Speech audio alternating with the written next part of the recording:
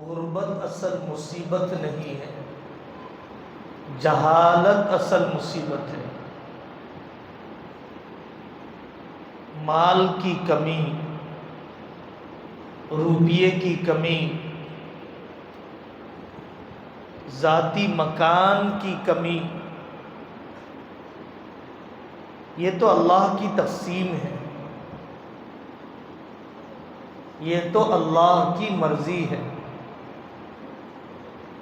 لیکن ہم نے اپنے اختیار سے اپنی جہالت کو اگر باقی رکھا، علم کو آنے نہیں دیا، ہماری نسلوں کی کوئی ترقی نہیں ہوگی۔ کیا غربت کی وجہ سے میں علم حاصل نہیں کر سکتا؟ آپ سے مہنگا کپڑا پہننے کا مطالبہ نہیں ہو رہا ہے، صاف کپڑا پہننے کا مطالبہ ہو رہا ہے۔ آپ سے بڑے محلات میں رہنے کا مطالبہ نہیں ہو رہا ہے، آپ سے رشتوں کے جوڑ کے ساتھ رہنے کا مطالبہ ہو رہا ہے، آپ سے مہنگی فیس کا مطالبہ نہیں ہو رہا، وقت کی پابندی کرنے کا مطالبہ ہو رہا ہے۔ کیا مال کی کمی کی وجہ سے ہم وقت کی پابندی نہیں کر سکتے؟ تو اپنے ذہنوں میں یہ بات بٹھائیے کہ غربت اصل مصیبت نہیں ہے، جہالت اصل مصیبت ہے، فضول خرچی اصل مصیبت ہے۔ خرچ کرنے کا سلیقہ سب سے بڑی آمدنی ہے۔ خرچ کرنے کا سلیقہ آدمی کو آ جائے، یہ سب سے بڑی آمدنی ہے کہ آدمی کو خرچ کرنے کا سلیقہ مل جائے۔ دوسری بات، ہم اولاد کی تربیت چاہتے ہیں، اپنی تربیت نہیں چاہتے۔ اولاد کو بدلنا چاہتے ہیں، خود کو بدلنا نہیں چاہتے۔ ہم اپنے کو بدلے بغیر اولاد کو نہیں بدل سکتے۔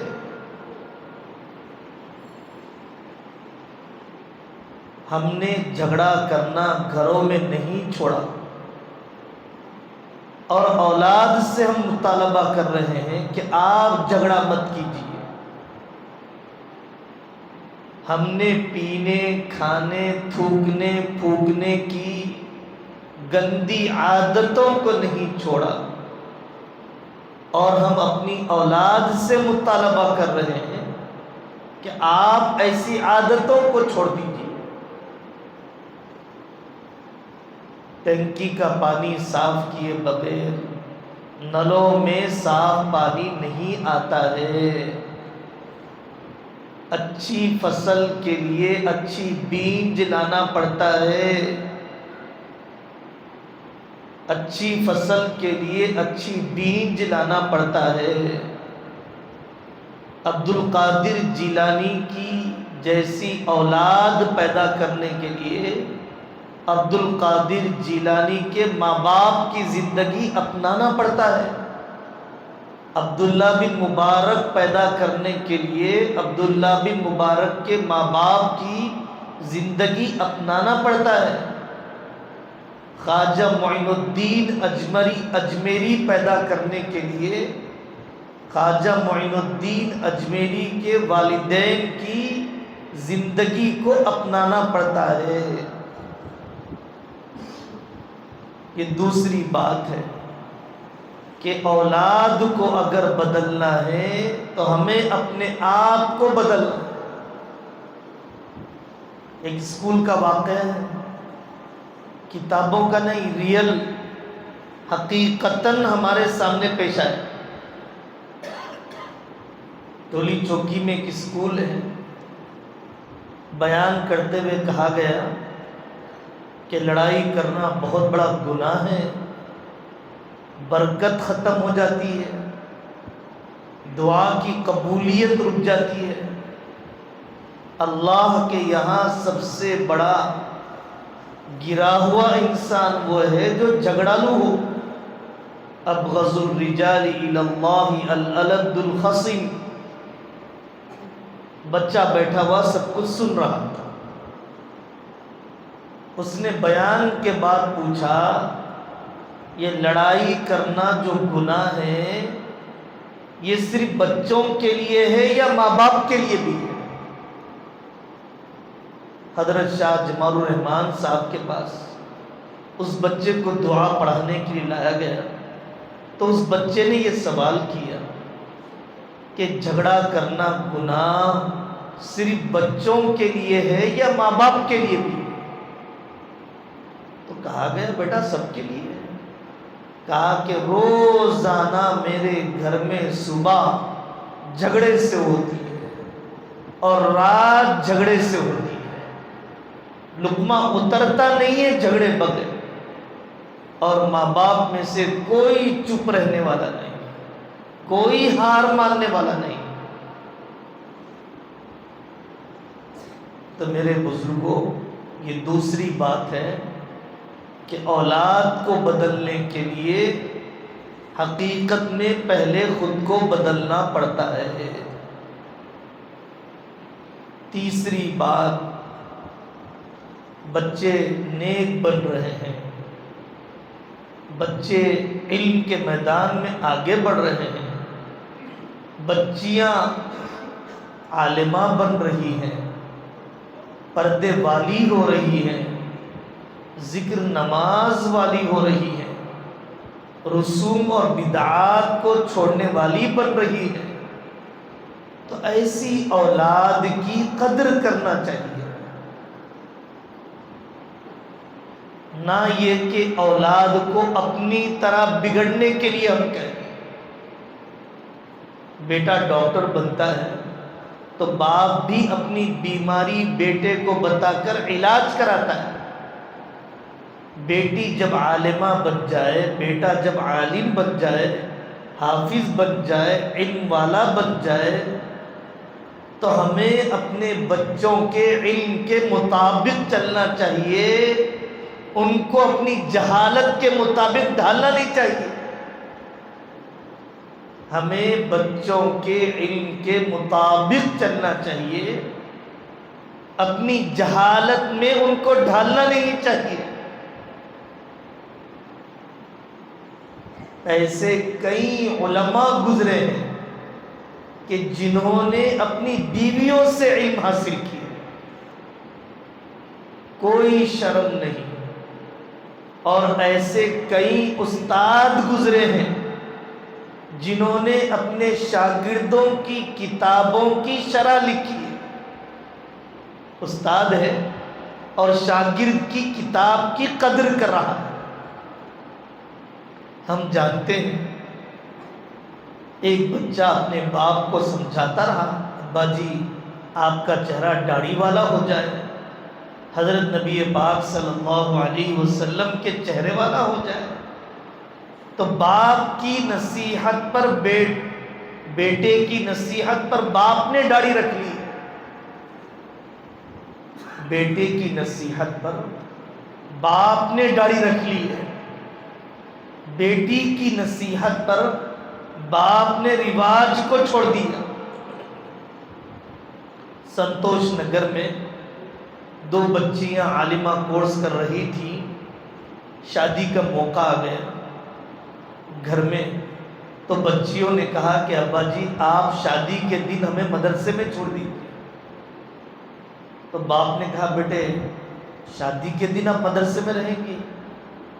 تو بچیوں نے کہا کہ ابا ہم نے جو پڑھا ہے آپ اس کے مطابق شادی نہیں کر رہے ہیں،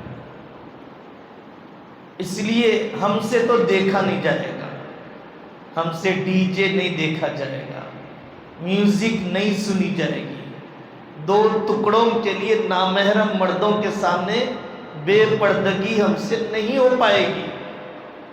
اس لیے آپ ہمیں اپنے علم کے احترام کے ساتھ مدرسے میں چھوڑ دیجیے، اور آپ اپنے رسم و رواج کے مطابق پوری شادی کر لیجیے۔ ہم آپ سے نہیں کہہ رہے ہیں کہ آپ رسم چھوڑ دیں، ہم آپ سے نہیں کہہ رہے ہیں کہ رواج چھوڑ دیں، ہم آپ سے کہہ رہے ہیں کہ ہمیں مدرسے میں چھوڑ دیں۔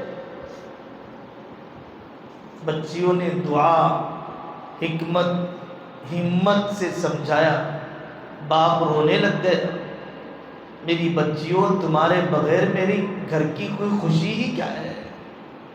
آ کر اپنے علاقے کے عالم سے کہنے لگا کہ حضرت میری بیٹیوں کے مشورے سے میں نے سارے رواج چھوڑ دیے ہیں، اب آپ ہی آ کر میری بیٹی کا نکاح پڑھائیں۔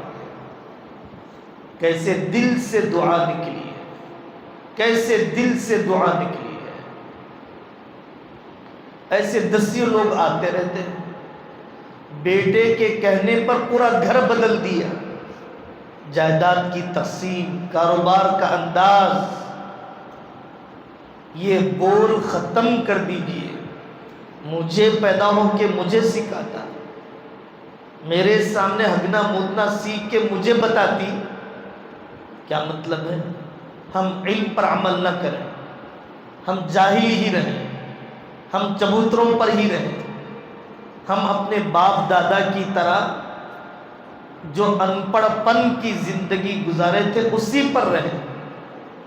آپ کیا اپنی اولاد کی، خاندان کی، نسل کی ترقی نہیں چاہتے ہیں؟ کیوں آپ مدد نہیں کرتے؟ کیوں آپ علم والوں کے مطابق اپنے کو نہیں ڈالنا چاہتے؟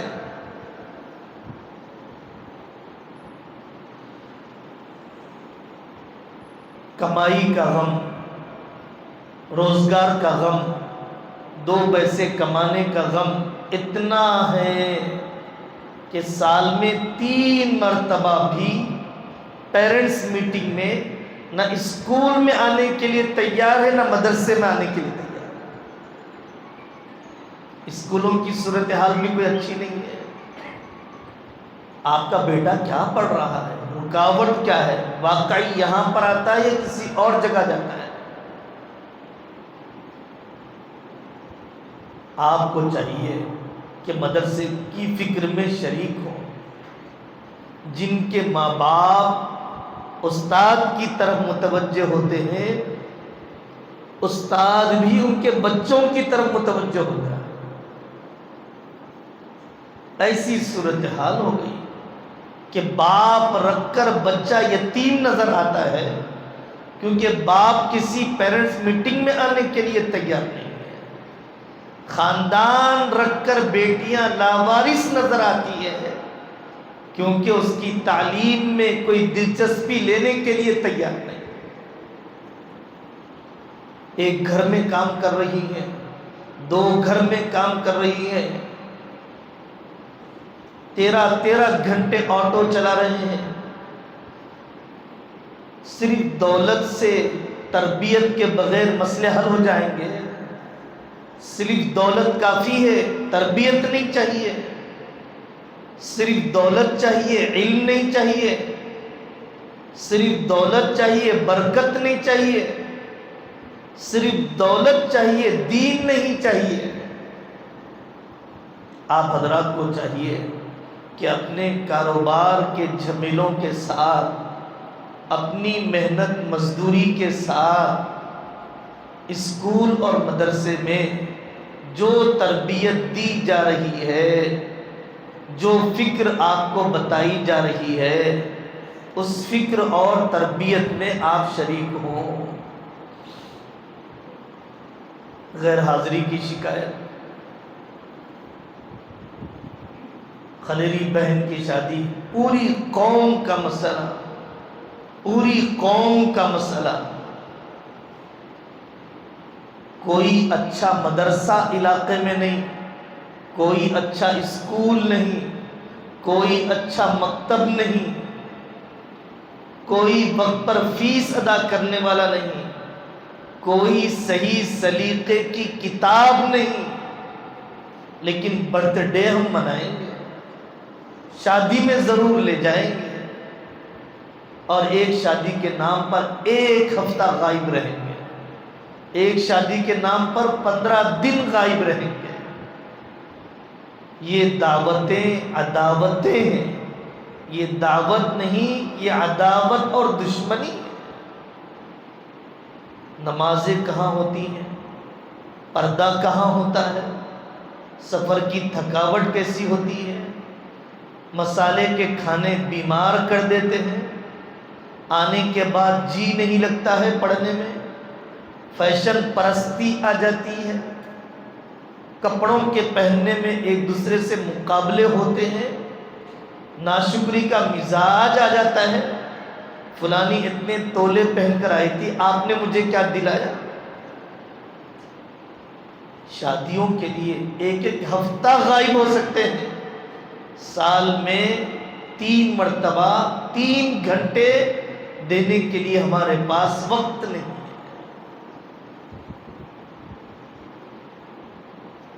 لفافہ لے کر جانا ہے، خالی ہاتھ نہیں جانا ہے، تحفہ دے کر آنا ہے۔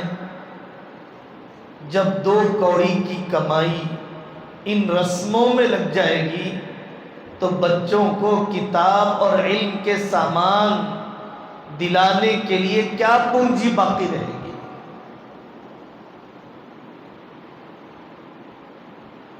غیر حاضری کو قابو میں لائیے۔ علاج کا مسئلہ ہے، طبیعت خراب ہے، ہماری بیٹیاں جو یہاں پر پڑھ رہی ہیں، جب پوچھا جائے طبیعت خراب ہے، کہاں علاج ہو رہا ہے، کیا علاج ہو رہا ہے، آپ آج دعا کے بعد مل کر بتائیے۔ اللہ نے چاہا لیڈی ڈاکٹرز، خواتین ڈاکٹر، مرد ڈاکٹر، عورتوں اور بڑھتی عمر والی بچیوں کی بیماریوں کے ماہر ڈاکٹر کا کیمپ لگا لیں گے مدرسے کی طالبات کے لیے، پتہ تو چلے کون سی بیماری ہے یہ۔ ان بیماریوں کے ساتھ یہ سسرال کیا آباد کرے گی، ان بیماریوں کے ساتھ یہ اپنے شوہر کے حقوق کیا ادا کرے گی۔ رات میں دیر سے سوئے تھے، اس لیے ناشتہ نہیں کیا، ناشتہ کیے بغیر 12 بج گئے، اب یہاں بیٹھتے ہوئے جسم کانپ رہا ہے، ذہن و دماغ ساتھ نہیں دے رہے ہیں۔ راتوں میں دیر سے آنے والے مرد، صبح میں سویرے نہ جاگنے والی عورتیں اپنی بچیوں کی صحت کو بھی نقصان پہنچا رہی ہیں، تعلیم کو بھی نقصان پہنچا رہی ہے۔ سروے کیا گیا اسکولی سسٹم میں کہ کتنے بچے ہیں جو ناشتہ کر کے آتے ہیں، LKG سے لے کر PG تک لڑکے اور لڑکیوں سے جب پوچھا گیا تو سوائے نوڈلز کے، سوائے میگی کے، سوائے بریڈ اور جیم کے، جس بچے اور بچی نے 16 سال سلیقے سے ناشتہ نہ کیا ہو، اب سوائے دواخانوں کے حوالے ہونے کے اور کچھ نہیں ہے، سوائے کمزوری کے جڑ پکڑ لینے کے اور کچھ نہیں ہے۔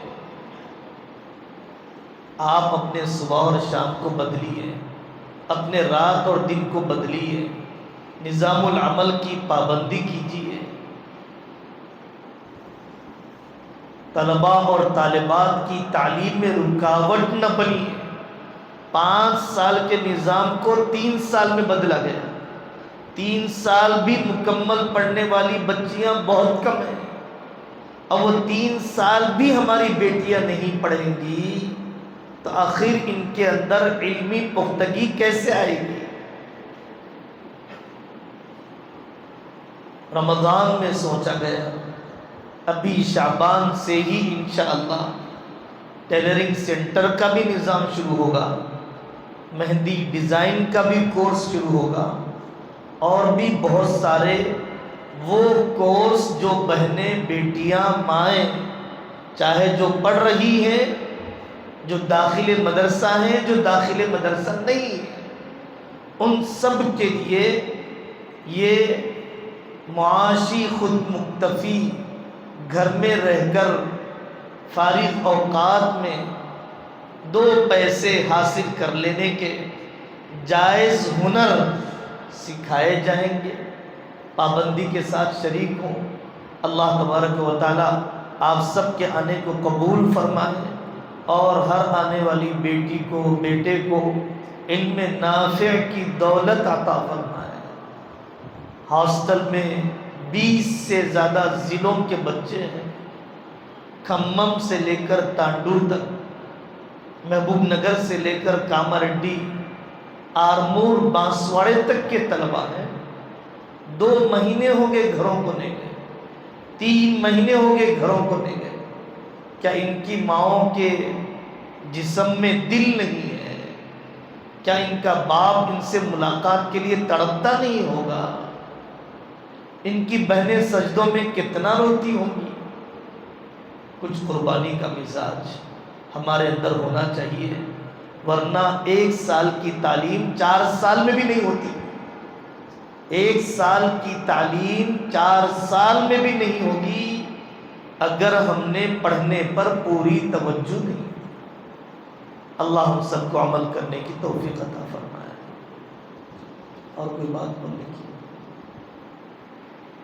کوئی سوال، کوئی جواب ہے تو بتائیے۔ جی کھڑا ہو کے زور سے بولیے۔ جی ہمیشہ کہا جاتا ہے لباس کا اثر ہوتا ہے انسان کی طبیعت پر۔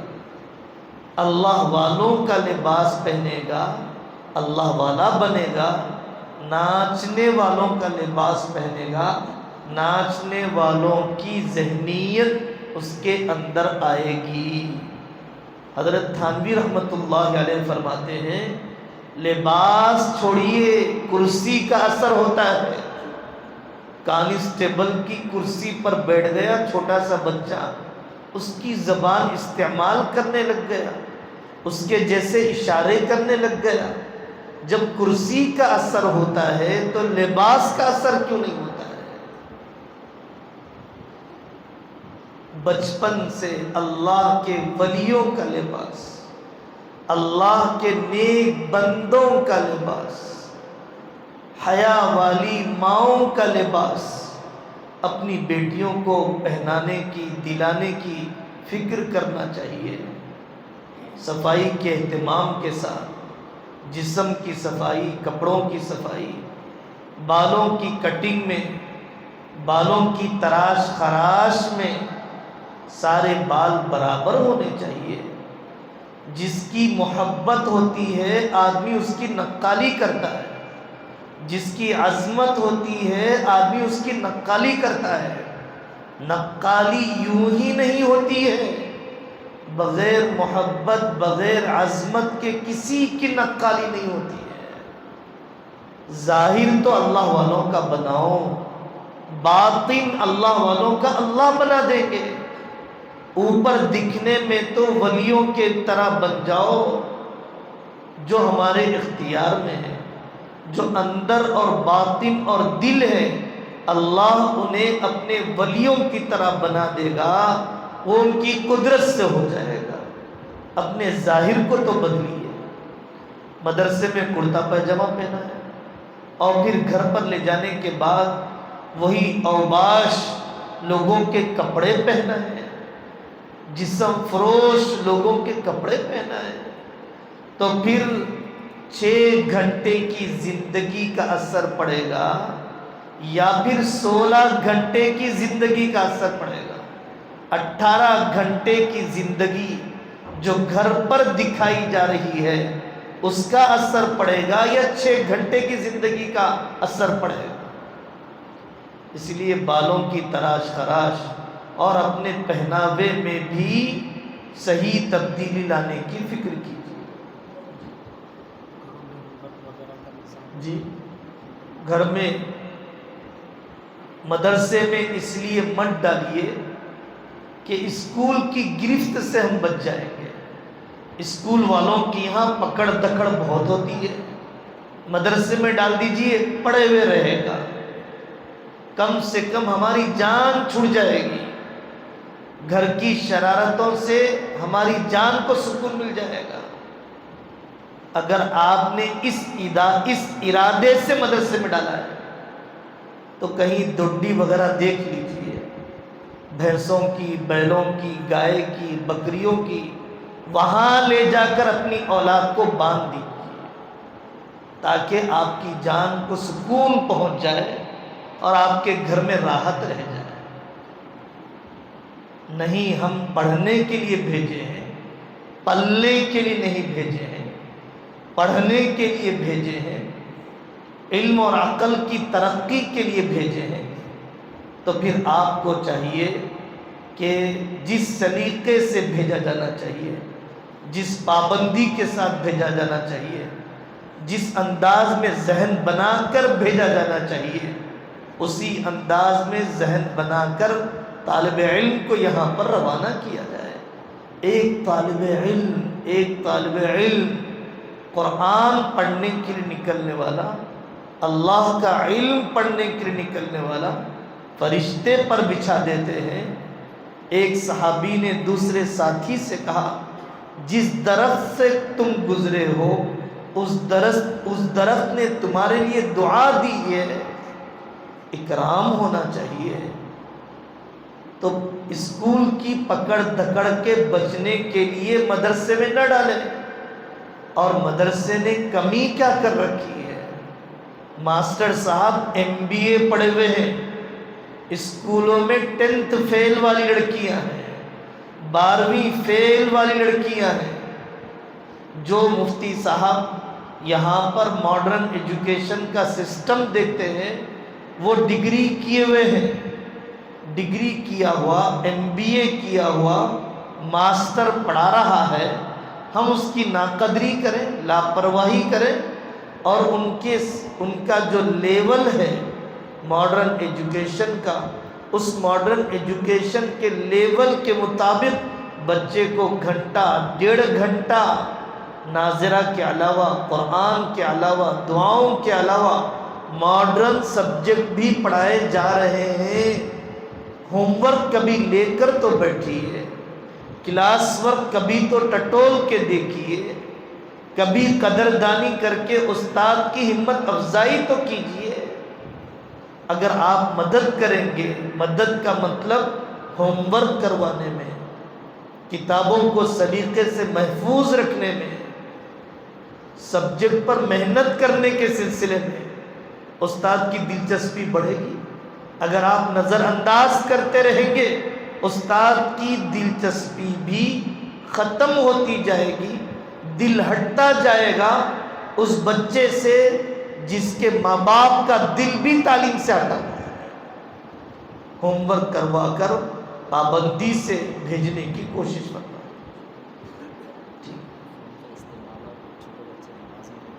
جی جی جی ہمیشہ کہا جاتا ہے کہ قریب کی مسجد میں ہم اپنے بچوں سے پوچھتے ہیں آپ کا گھر کہاں ہے, مسجد اسحاق کے پاس. بھائی فجر میں تو نظر نہیں ہے, عصر میں تو نظر نہیں ہے, عشاء میں تو نظر نہیں ہے. ایک کبڑے شخص سے پوچھا گیا, کبڑا جس کی کمر جھکی ہوئی ہوتی ہے, اس سے پوچھا گیا آپ کی تمنا کیا ہے؟